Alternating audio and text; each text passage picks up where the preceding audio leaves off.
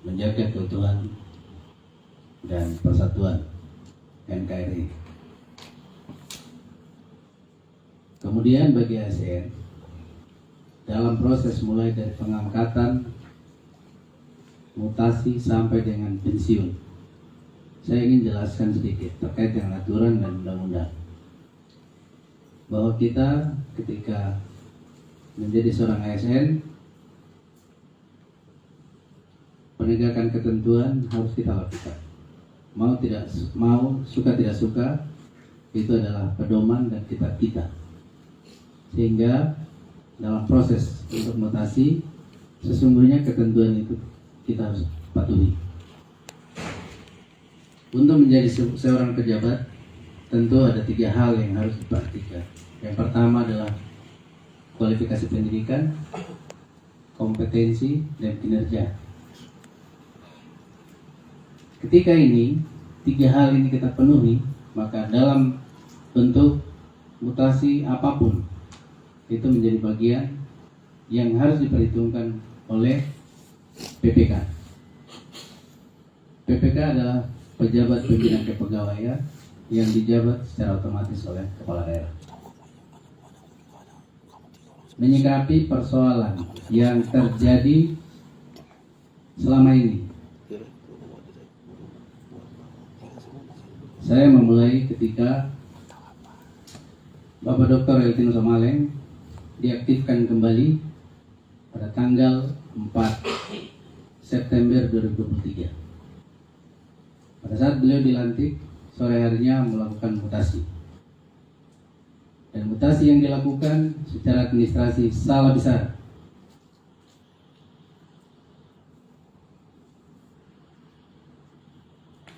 Yang kedua, pelantikan di tanggal berapa itu saya lupa.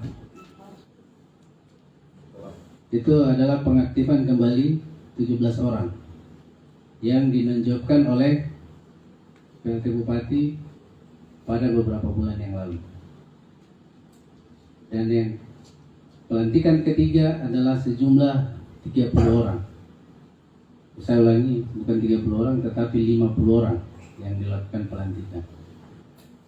Pada saat itu mau pelantikan, sesungguhnya kami dari kepegawaian itu hanya mempersiapkan penjabat bupati yang telah direkomendasikan oleh Gubernur Papua Tengah untuk diangkat menjadi penjabat bupati, yaitu Pak Robert Mayaw, dan juga dengan Ibu Jenny Usmani sebagai Kepala Dinas Pendidikan.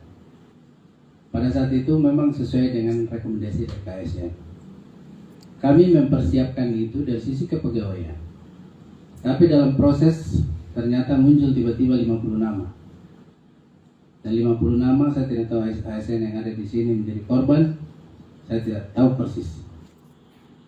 Ditambah lagi dengan kemarin dilakukan rolling yang menurut saya dari sisi ketentuan sangat brutal dilakukan.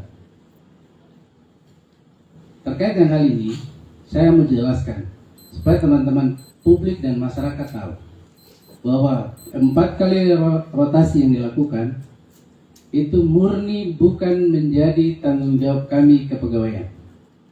Tetapi saya tidak tahu SK itu dibuat oleh siapa, tetapi ditandatangani oleh Pak Bupati.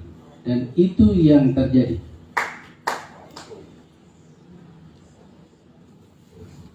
Dalam proses 4